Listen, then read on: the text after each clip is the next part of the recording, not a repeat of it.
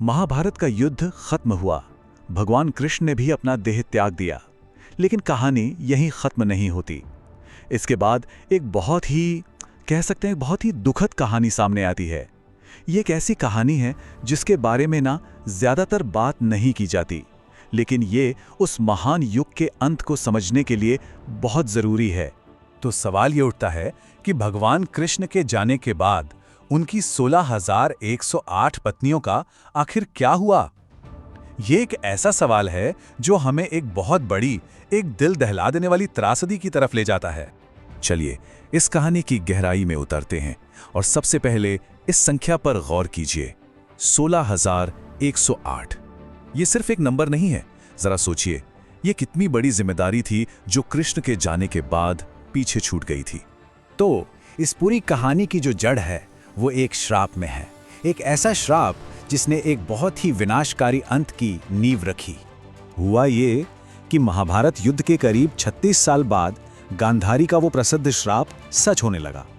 यदुवंश वो आपस में ही लड़ने लगे। अहंकार और आपसी कलह में इतने डूब गए कि मूसल युद्ध नाम का एक भयानक गृह युद्ध छिड़ गया और उन्होंने एक दूसरे को ही खत्म कर डाला। अपने पूरे कुल का ये विनाश देखकर भगवान कृष्ण और उनके भाई बलराम दोनों ने ही इस दुनिया को अलविदा कह दिया। और यहीं पर कहानी में आते हैं अर्जुन। उनके जीवन का शायद सबसे अंतिम और सबसे भारी कर्तव्य यहीं से शुरू होता है, जब वो उस शोक में डूबी हुई द्वारका नगरी में कदम रखते हैं। आप सोचकर देखिए, अर्जुन जब द्वारका पहुंचे होंगे तो क्या मंजर रहा होगा। पूरा शहर मातम में डूबा हुआ था और अर्जुन, उन्होंने उस वक्त महिलाओं से कृष्ण के देह त्याग की पूरी सच्चाई छिपा ली। ये भारी खबर उन्होंने सिर्फ और सिर्फ कृष्ण के पिता वासुदेव को ही बताई। और तभी वासुदेव ने अर्जुन को कृष्ण का वो आखिरी संदेश सुनाया। ये एक भविष्यवाणी की तरह था।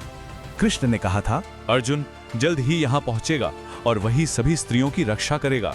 लेकिन एक बात याद रखना, जैसे ही तुम सब द्वारका छोड़ोगे, ये पूरी नगरी समुद्र में डूब जाएगी। इससे पहले कि अर्जुन अपने मिशन को शुरू भी कर पाते, दुखों का एक और पहाड़ टूट पड़ा। अपने बेटे के जाने का गम वासुदेव सह नहीं पाए और उन्होंने अपने प्राण त्याग दिए। और फिर उनकी 4 पत्नियां देवकी, भद्रा, रोहिणी और मदिरा भी उनकी चिता पर सती हो गईं। एक के बाद एक होती इन घटनाओं को देखकर अर्जुन का दिल पूरी तरह टूट चुका था।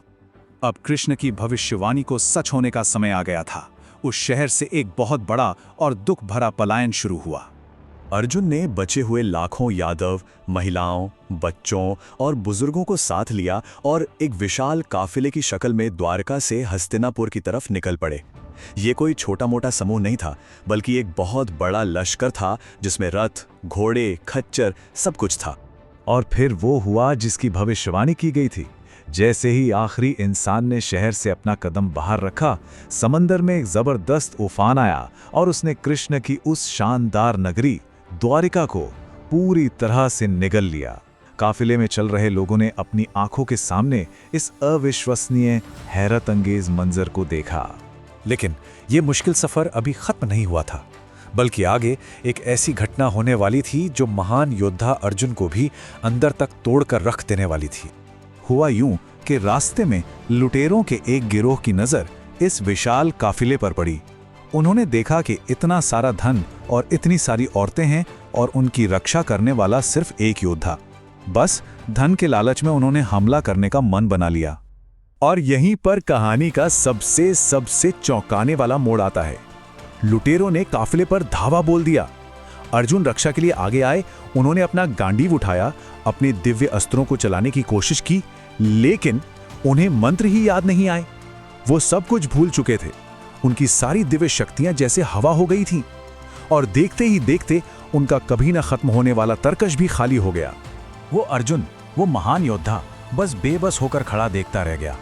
लुटेरे कई महिलाओं को अगवा कर ले गए और काफिले का सारा धन लूट लिया।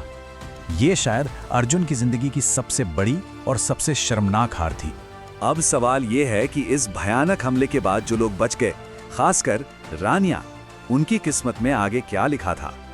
जैसे तैसे टूटे हुए मन से अर्जुन बची हुई महिलाओं और बच्चों को लेकर हस्तिनापुर पहुंचे। वहां पहुंचकर उन्होंने कृष्ण के पड़पोते, जिनका नाम वज्रनाभ था, उन्हें इंद्रप्रस्थ का नया राजा बनाया। ये इसलिए जरूरी था ताकि यदुवंश आगे बढ़ सके। और अब आते हैं उस मुख्य सवाल पर कि कृष्ण की प्रमुख रानियों का क्या हुआ। तो देखिए, महारानी रुक्मिणी और जाम्बुवती इन दोनों ने अग्नि में प्रवेश कर अपने प्राण त्याग दिए। वहीं सत्यभामा और कई दूसरी रानियों ने सबको छोड़ दिया और तपस्या करने के लिए जंगल की ओर चली गईं। देखिए, ये कहानी सिर्फ एक त्रासदी की नहीं है, इसमें किस्मत और नियति का एक बहुत गहरा सबक भी छिपा है। अपनी इस जबरदस्त हार से पूरी तरह टूट चुके अर्जुन अब अपने सवालों के जवाब ढूंढने के लिए निकल पड़े। वो शर्म और उलझन से भरे हुए थे। उन्हें समझ नहीं आ रहा था कि ऐसा हुआ क्यों। इसी सवाल का जवाब जानने के लिए वो सीधे ऋषि व्यास के पास पहुंचे। उन्हें बस ये जानना था कि उनका सारा दिव्य ज्ञान, उनकी सारी शक्तियां अचानक कहां और क्यों गायब हो गईं।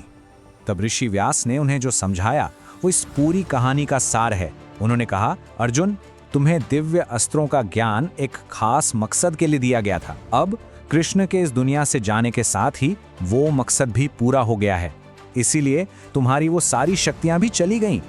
तो आखिर में ये कहानी हमें एक बहुत बड़े सवाल के साथ छोड़ जाती है। क्या अर्जुन की ये हार, द्वारका का समंदर में डूब जाना और रानियों की वो दुखद नियति, क्या ये सब कुछ पहले से तय था? क्या ये सब एक बड़ी दिव्य योजना का हिस्सा था? शायद एक युग का अंत और एक नए युग की शुरुआत।